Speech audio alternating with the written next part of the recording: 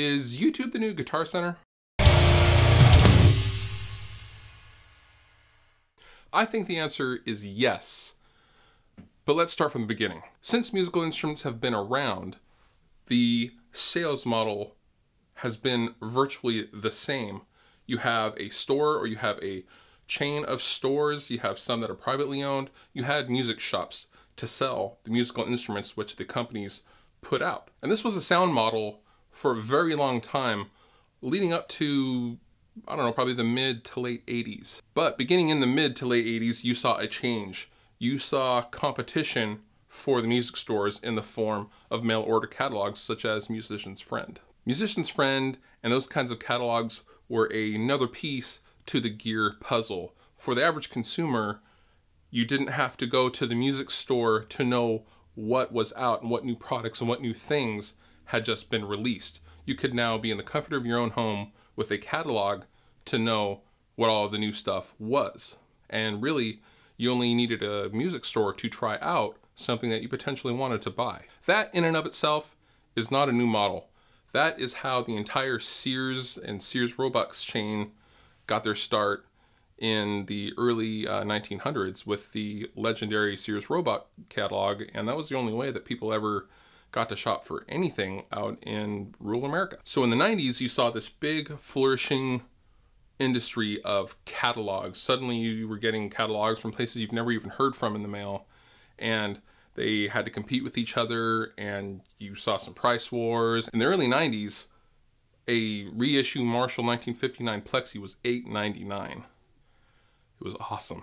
But alas, things cannot always stay the same, and with the invention and the growing of the internet, things started to take a shift in the late 90s with video postings of gear, just of people mainly sharing the stuff that they had and that they were passionate about. This was taken on to a whole new level in 2005 with the launch of YouTube. Suddenly, gearheads were not limited to the confines of posting on gear forums. They actually had a free voice that they could post their own opinions on, and whoever wanted to watch them could watch them.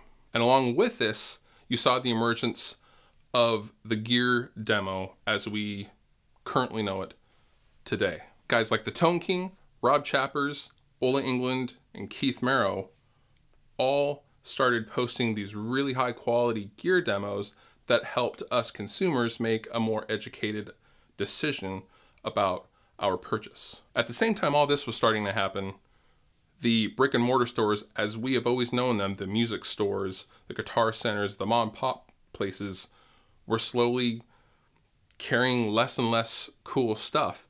And they're forced, and were forced, to carry stuff that would sell faster as opposed to more higher end instruments and product that would maybe perhaps sell slower. What this creates is a music store with a bunch of cheap sub $500 guitars and entry-level practice amps, and that's it.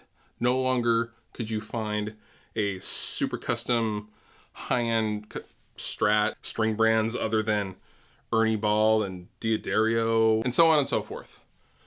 Now, all the mom and pop stores were closing due to the guitar centers taking over, and then they were the only music store in town before long. So now the situation is consumers that want to buy things have a catalog that are still out and they're still readily available.